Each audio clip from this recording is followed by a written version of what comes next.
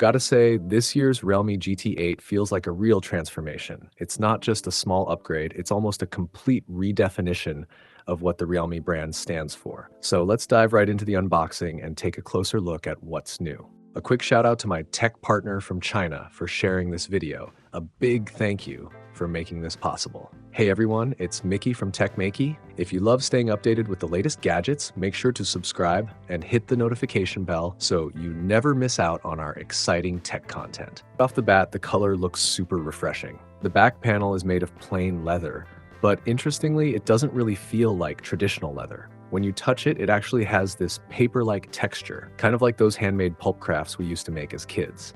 It's unique, slightly rough, but very natural to the touch. The frame matches the color of the back, keeping a clean, unified design. It's got straight edges with a slightly more pronounced curve at the corners. There's a speaker hole up top, and from the side, you'll notice the camera bump isn't too extreme. The triple lens setup, 2 circles and 1 square, gives off a cute, robot-like vibe. Inside the box, Realme includes a 100-watt charger rated at 11-volt 9.1 amp max, which pairs nicely with the huge 7,000 mAh battery. That's a pretty balanced combo of power and endurance. Under the hood, we've got Qualcomm's Snapdragon 8 Elite processor, or as some like to call it, the Snapdragon 8 Gen 4. It's a tried and tested chip we've seen perform impressively in earlier reviews, so we'll skip the deep dive here. Now, here's something special. This year's Realme GT8 series has teamed up with Ricoh. Let's take a closer look at that.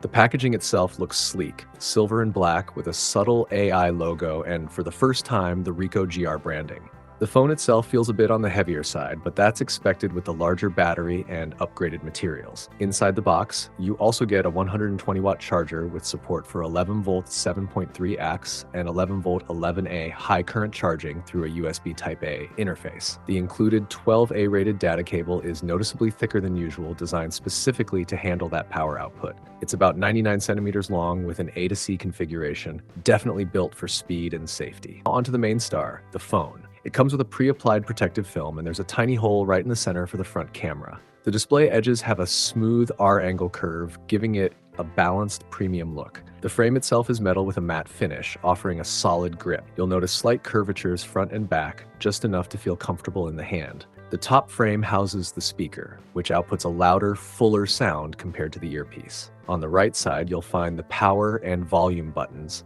while the bottom hosts the microphone, SIM slot, and more mic holes. Just make sure not to mix up the SIM tray direction when inserting it. Turning to the back, you'll see the Realme logo and just beneath it, the Ricoh GR co-branding. The camera design has definitely evolved this year. The GT8 Pro version features a 50-megapixel main sensor paired with a 200-megapixel periscope telephoto lens. Impressive hardware, but it's the collaboration with Ricoh that makes it stand out. It's not just about megapixels anymore. It's about capturing that signature Ricoh photography feel. Compared to something like the latest iPhone 17 Pro Max, the Realme GT8 Pro brings its own unique flavor. And if you've ever used a Ricoh GR camera, you'll probably recognize that same familiar, artistic touch in its photos. When it comes to color, the Realme GT8 Pro strikes a perfect balance.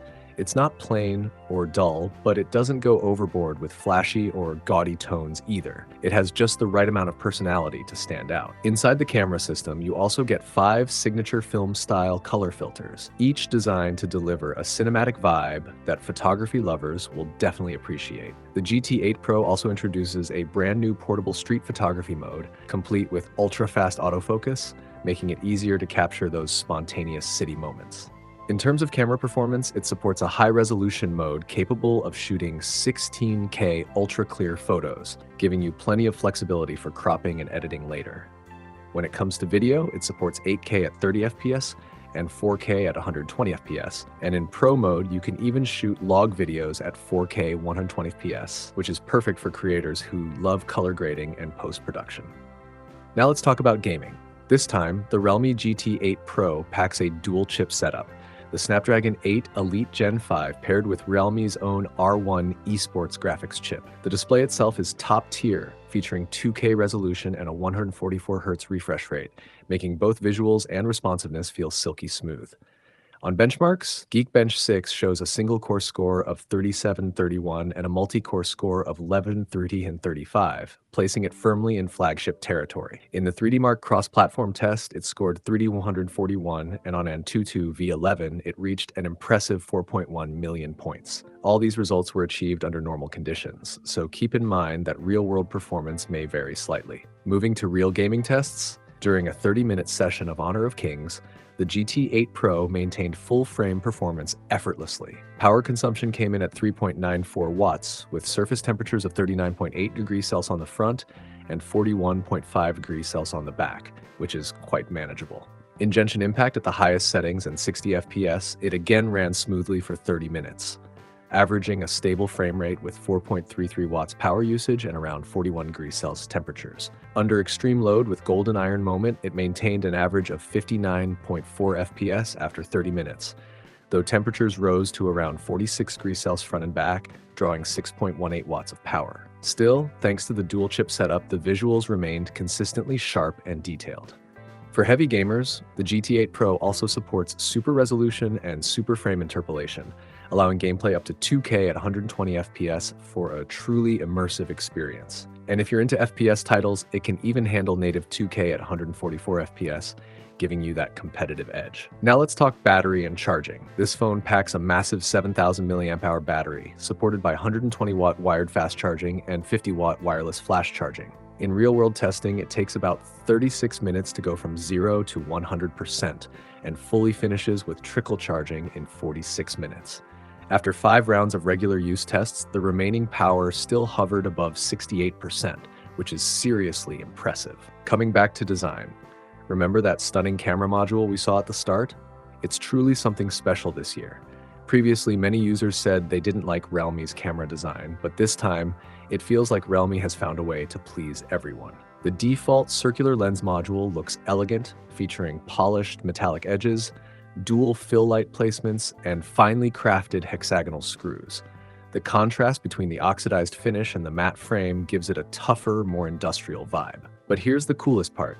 You can customize it yourself. That's right. The Realme GT8 Pro supports modular lens covers that let you swap between round, square, foul, transparent, or metallic designs. It's like having your own DIY smartphone setup.